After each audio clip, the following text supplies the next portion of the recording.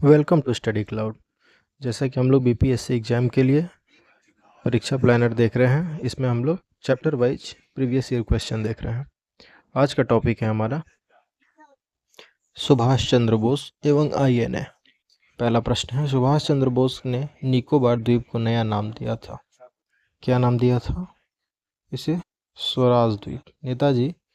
नेताजी ने 30 दिसंबर 1943 को port Blair में झंडा फहराया। इनका मानना था कि पोर्ट ब्लेयर ब्रिटिश शासन से स्वतंत्र होने वाला पहला क्षेत्र था। नेताजी ने अंडमान का नाम शहीद द्वीप तथा निकोबार का नाम स्वराज द्वीप रखा था। 30 दिसंबर 2018 को अंडमान के रॉस, नील तथा हैवलॉक द्वीप का नाम क्रमशः नेताजी सुभाष चंद्र बोस द्वारा उसका नाम सुभाष चंद्र बोस द्वीप, शहीद द्वीप तथा स्वराज द्वीप किया गया। ये तो अभी हाल में किया गया 2018 में। तो नेताजी ने नाम रखा था स्वराज द्वीप और बाद में 30 दिसंबर 2018 को अंडमान के रॉस द्वीप का नाम रख दिया गया सुभाष चंद्र बोस द्वीप, नील का नाम रख दिया गया शहीद द्वीप तथा हैवलॉक द्वीप का नाम बदलकर रख दिया गया स्वराज द्वीप। फॉरवर्ड ब्लॉक किसके द्वारा स्थापित किया गया? सुभाष चंद्र बोस के द्वारा 1939 में।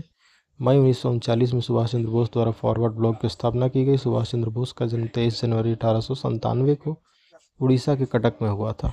उन्होंने चित्तरंजन दास को अपना राजनीतिक गुरु माना था। 1938 ईस्वी के भारतीय राष्ट्रीय कांग्रेस के हरिपुरा अधिवेशन की अध्यक्षता की उन्होंने और 1939 में महात्मा गांधी के विरोध के बाद भी कांग्रेस के त्रिपुरी अधिवेशन के अध्यक्ष निर्वाचित हुए, परंतु कांग्रेस के सदस्यों के असहयोग के कारण उन्होंने इस्तीफा दे दिया।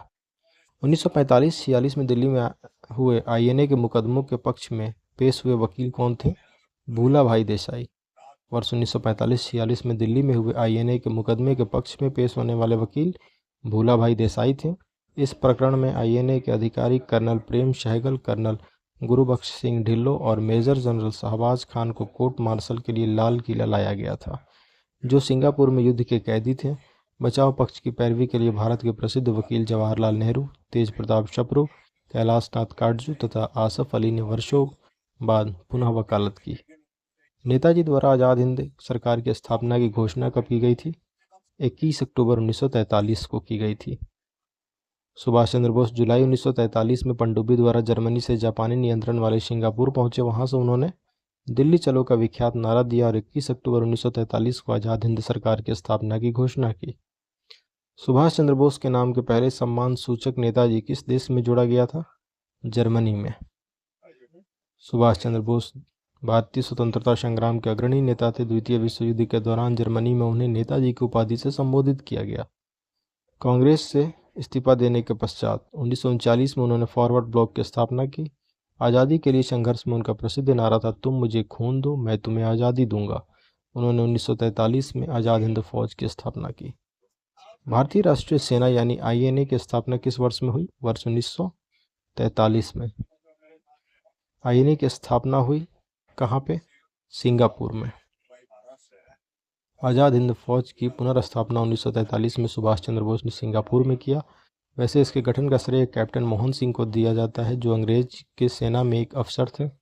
सुभाष चंद्र बोस ने जापान की सहायता से भारत को आज़ाद कराना चाहते थे। जापानी सरकार ने उनकी सहायता के लिए बंद भारतीयों की एक फौज उनके हवाले कर दिया, जिसे लेकर उन्होंने सिंगापुर में आईएनए की स्थापना की। हालांकि उन्होंने भारत के पूर्वी हिस्से पर अधिकार जरूर किया, किंतु यह क्षणिक था।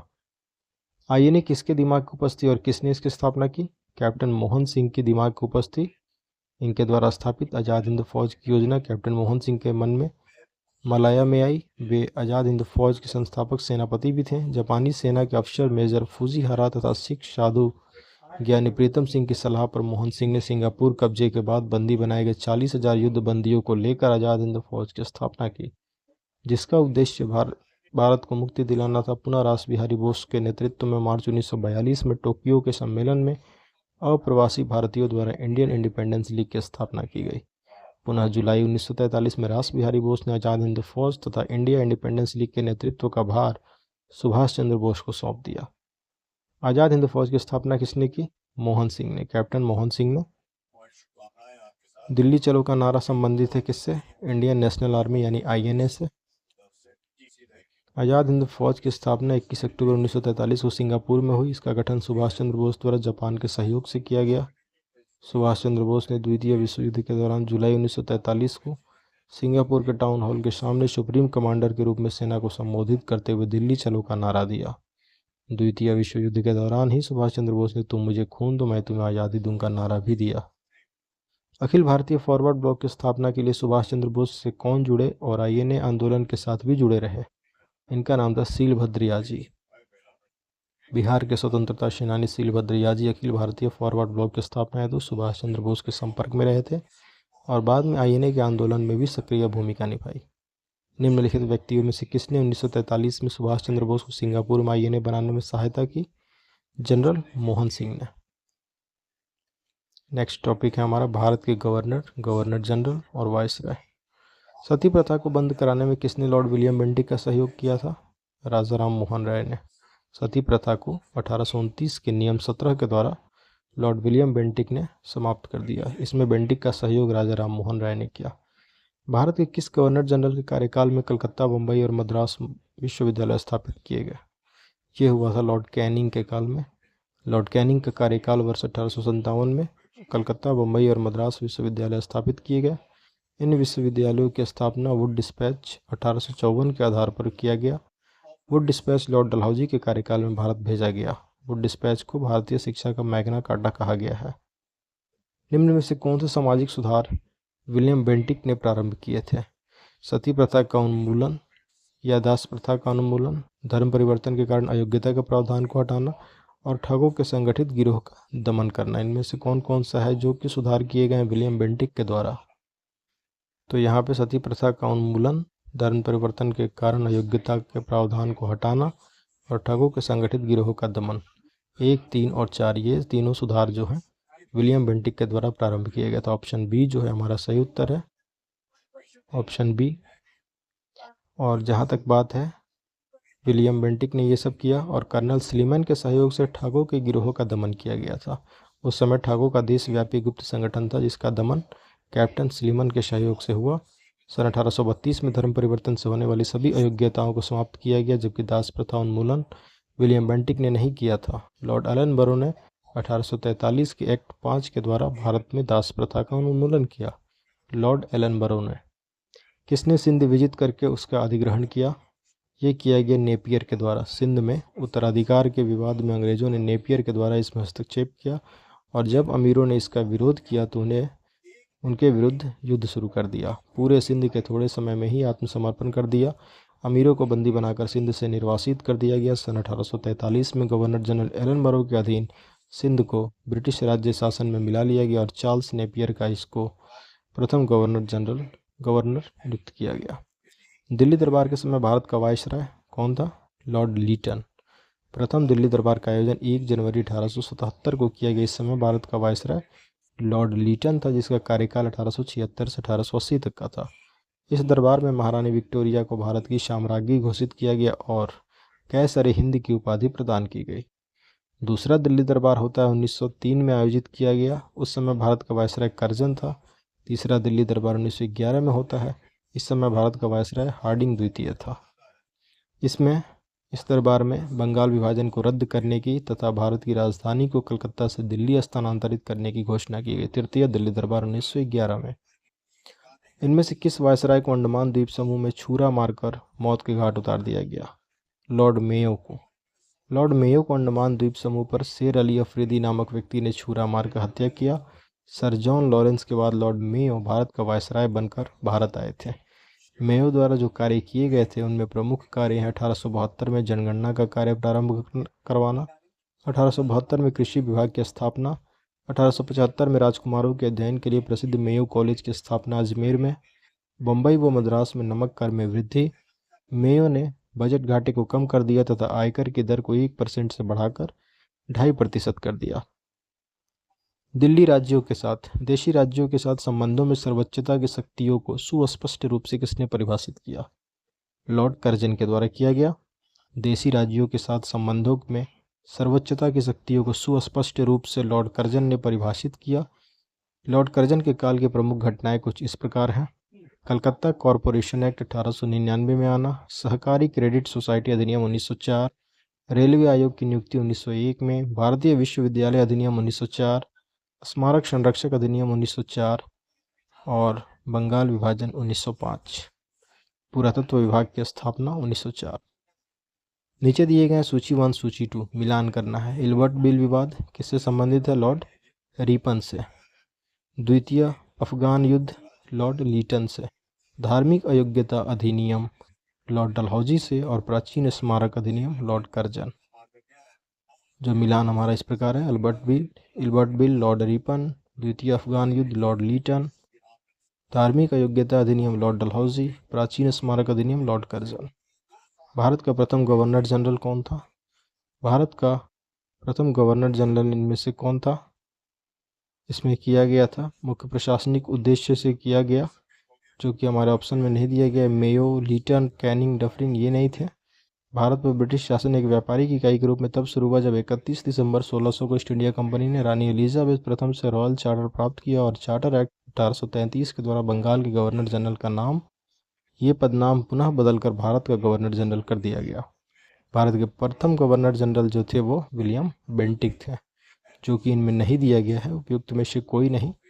भारत के प्रथम गवर्नर जनरल थे विलियम बेंटिक। यह पद मुख्य रूप से प्रशासनिक उद्देश्यों के लिए था और इसे ईस्ट इंडिया कंपनी के कोर्ट ऑफ डायरेक्टर्स को रिपोर्ट करना था। नेक्स्ट है, बंगाल में द्विशासन प्रणाली किसके द्वारा शुरू की गई थी? रॉबर्ट क्लाइव के द्वारा। 1765 में बंगाल में द्वैत शासन की शुरुआत होती है रॉबर्ट क्लाइव के द्वारा। इसके अंतर्गत कंपनी दीवानी और निजामत के कार्यों का निष्पादन भारतीयों के माध्यम से करती थी, लेकिन वास्तविक शक्ति कंपनी के पास थी। क्लाइव समझता था कि समस्त शक्ति कंपनी के पास है तथा नवाब के पास सत्ता की केवल छाया मात्र है। क्लाइव ने प्रवर समिति को लिखा था, यह नाम यह छाया आवश्यक है तथा उसे इसको स्वीकार करना चाहिए। द्वैत शासन के जनक माना जाता है लियो कार्टिस को। भारत के किस गवर्नर जनरल के कार्यकाल में कलकत्ता, बम्बई और मद्रास विश्वविद्यालय स्थापित किए गए? लॉर्ड कैनिंग के कार्यकाल में, जिनका कार्यकाल 1856 से 62 तक का था। अंग्रेजी ईस्ट इंडिया कंपनी का अंतिम गवर्नर जनरल एवं ब्रिटिश सम्राट के अधीन प्रथम वायसराय। इसी के कार्यकाल में 1857 में कलकत्ता, बम्बई और मद्रास में विश्वविद्यालय की स्थापना होती है, लंदन विश्वविद्यालय के तर्ज पे। 1857 का विद्रोह कैनिंग के काल में ही हुआ। भारत उच्च न्यायालय अधिनियम 1861 के अंतर्गत कलकत्ता, बम्बई और मद्रास में एक एक उच्च न्यायालयों की स्थापना की गई। विधवा पुनर्विवाह अधिनियम लॉर्ड कैनिंग के कार्यकाल में 1856 में व भारतीय दंड संहिता की स्थापना 1861 में कैनिंग के समय। इसके ही काल में नमक पर कर लगाए जाने का सुझाव रखा गया। ठगों का उन्मूलन किसके नेतृत्व में हुआ? Colonel Sleeman. Lord William Bentinck ने कर्नल स्लीमन को ठगों के विरुद्ध कार्यवाही करने के लिए नियुक्त किया था। स्थानीय रियासतों को भी इस अभियान में सम्मिलित होने के लिए आमंत्रित किया। कर्नल स्लीमन ने लगभग 1500 ठगों को बंदी बनाया तथा अनेक ठगों को फांसी तथा आजीवन कारावास दिया गया, जिसके चलते 1837 के पश्चात संगठित रूप से ठगों का अंत हो गया। अफगानिस्तान के प्रति आक्रामक नीति किस वायसराय ने अपनाई थी? लॉर्ड लीटन के द्वारा अपनाया गया था। 1862 से 72 जिनका कार्यकाल था, उस समय ब्रिटिश भारत सरकार ने अफगानिस्तान के प्रति तटस्थता की नीति का पालन किया। लॉर्ड लीटन के आते ही अग्रगामी नीति अपनाई गई तथा अमीर शेर अली को शर्तें मानने के लिए राजी कर लिया गया, परंतु परिस्थितियां बदलने पर लॉर्ड लीटन ने अफगानिस्तान के विरुद्ध 21 नवंबर 1878 को युद्ध की घोषणा कर दी। ब्रिटिश भारत में किस अधिनियम द्वारा मुसलमानों को पृथक निर्वाचन का अधिकार दिया गया था? मार्ले मिंटो सुधार 1909 के द्वारा।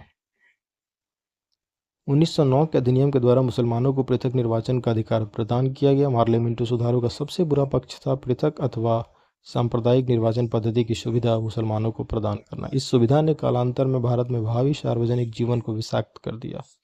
वायसराय मिंटो ने लिखा था, याद रखना कि पृथक निर्वाचन क्षेत्र बनाकर हम ऐसे घातक विष के बीज बो रहे हैं जिसकी फसल बड़ी कड़वी होगी।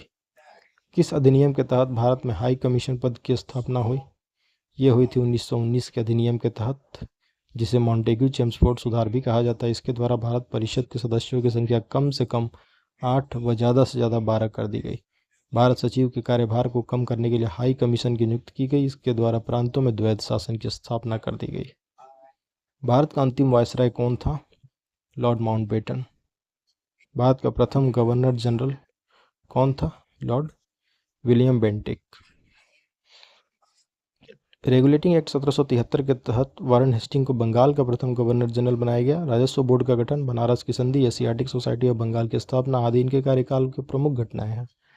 हेस्टिंग भारत का एकमात्र गवर्नर जनरल था जिस पर बर्क ने महाभियोग का मुकदमा दायर किया था। भारत के प्रथम governor general Lord William Bentinck को बनाया गया था, जो कि ऑप्शन में नहीं है इसलिए स्टार दिया गया है। सती को गैर कानूनी किसने घोषित किया? सती प्रथा William Bentinck. Lord William Bentinck को 1828 में भारत का प्रथम गवर्नर जनरल बनाया गया। सामाजिक सुधारों में बेंटिक का सर्वाधिक महत्वपूर्ण योगदान है।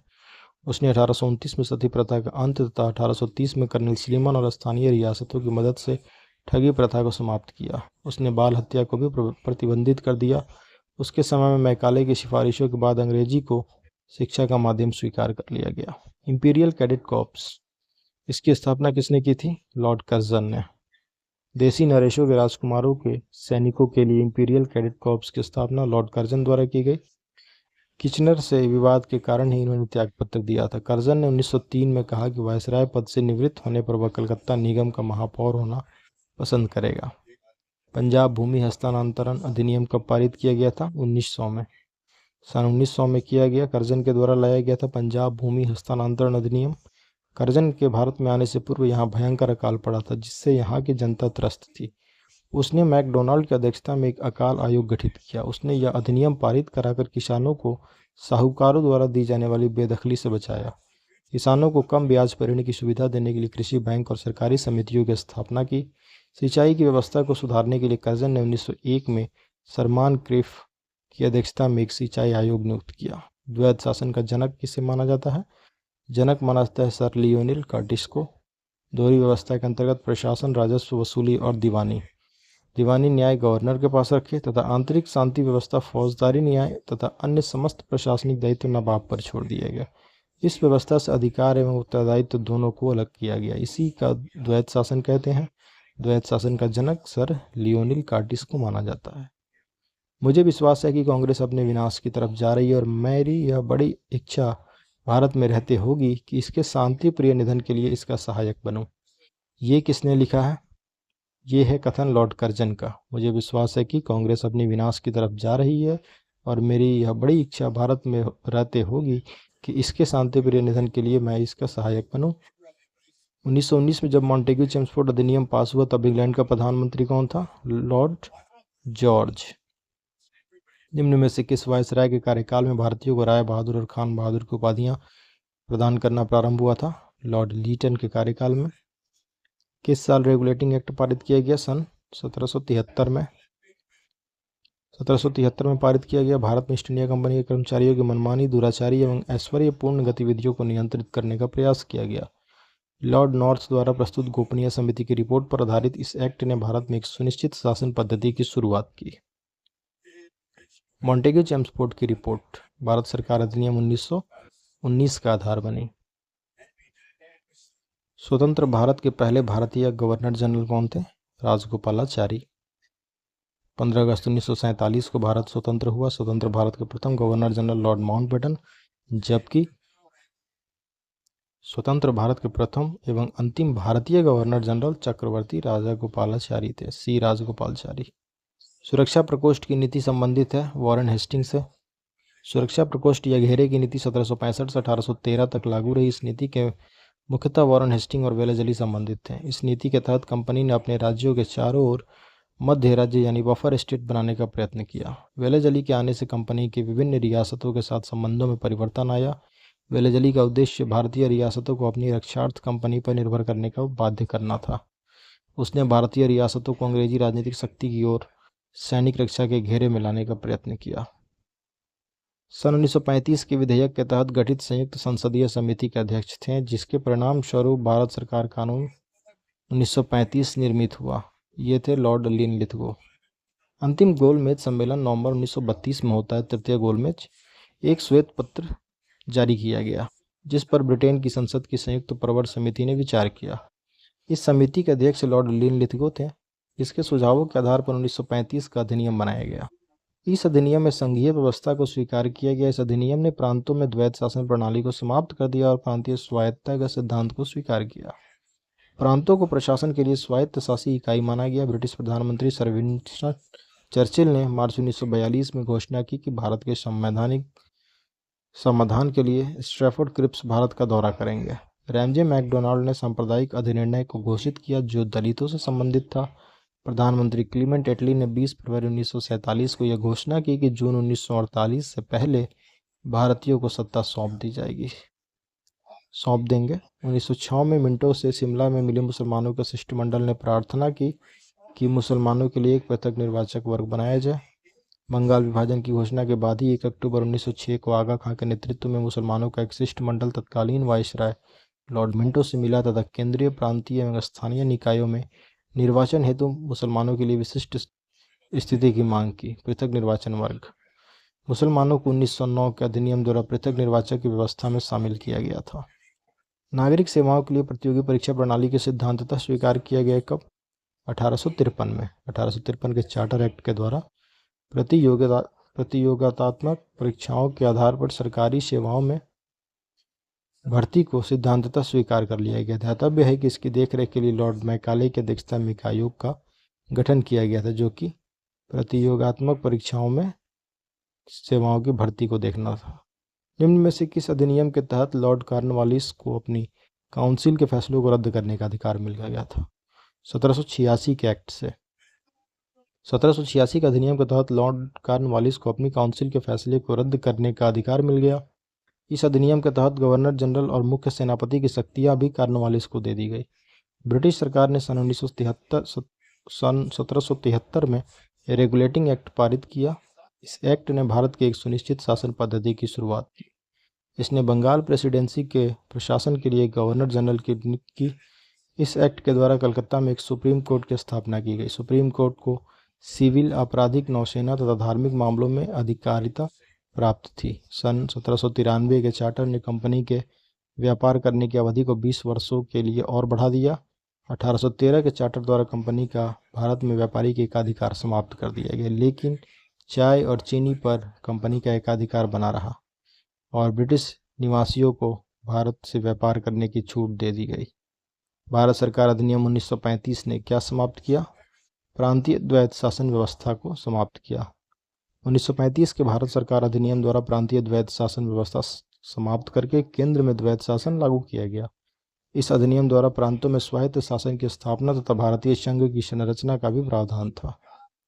बंगाल विभाजन से जुड़े भारत के वायसराय का नाम बताएं। Lord Curzon.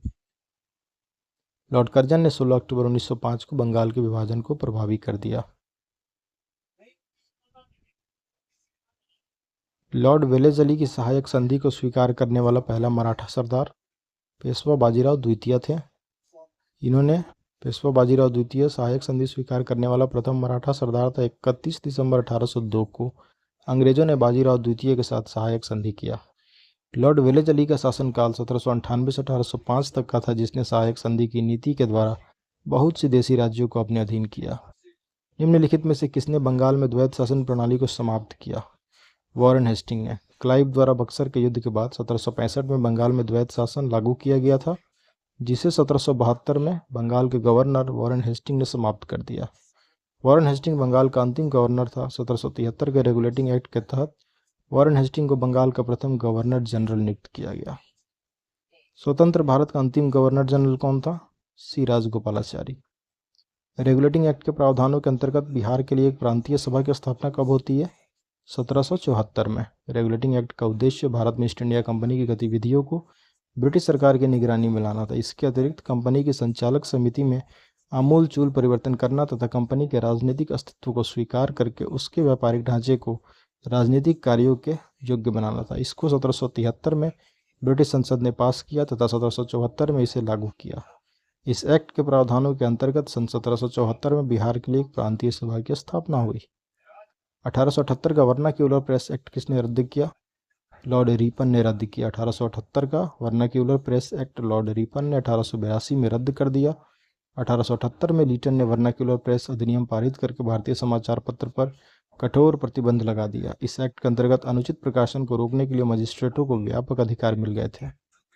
प्राचीन स्मारक संरक्षण अधिनियम 1904 किस गवर्नर जनरल के समय पारित हुआ? लॉर्ड कर्जन के समय।